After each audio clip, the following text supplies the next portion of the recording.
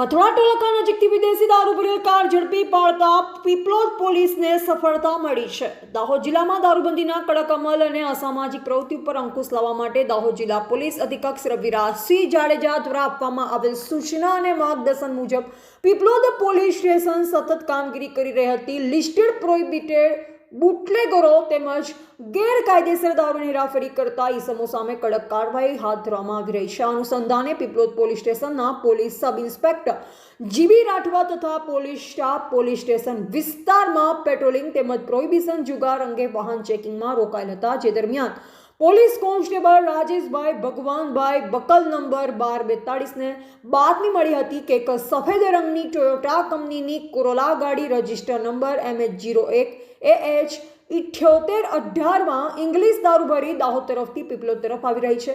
મળેલ બાતમી આધારે ભથવાડા ટોલ નાકા ખાતે વાહન ચેકિંગ ગોઠવવામાં આવ્યું. ચેકિંગ દરમિયાન સંબંધિત સફેદ રંગની ટોયોટા કોરોલા ગાડી નંબર MH01 AH 7818ને અટકાવી તપાસ કરતા ગાડીના પાછળના ડિક્કીના ભાગમાંથી ભારતીય બનાવટના વિદેશી દારૂની પુઠ્ઠાની પેટીઓ તેમજ છૂટી બોટલ મળી આવી. જેના આધારે કાયદેસરની કાર્યવાહી કરી પીપલોદ પોલીસ સ્ટેશન ખાતે ગુનો નોંધવામાં આવ્યો અને આગળની તપાસ હાથ ધરવામાં આવી.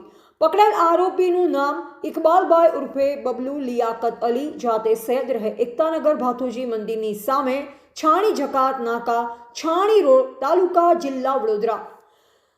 જપ્ત કરેલ મુદ્દામાલ પૈકી ભારતીય બનાવટના વિદેશી દારૂની નાની મોટી બોટલો તથા ટીન બિયર મળી કુલ બોટલ નંગ 780 જેની કુલ કિંમત 2,30,052 તેમજ ટોયોટા કોરોલા ગાડી નંબર MH01 AH 7818 કિંમત ₹1,00,000 અને મોબાઈલ ફોન નંગ 1 કિંમત ₹5,000 મળી કુલ ₹3,35,052નો પ્રોહિબિશન મુદ્દામાલ જપ્ત કરવામાં આવ્યો છે.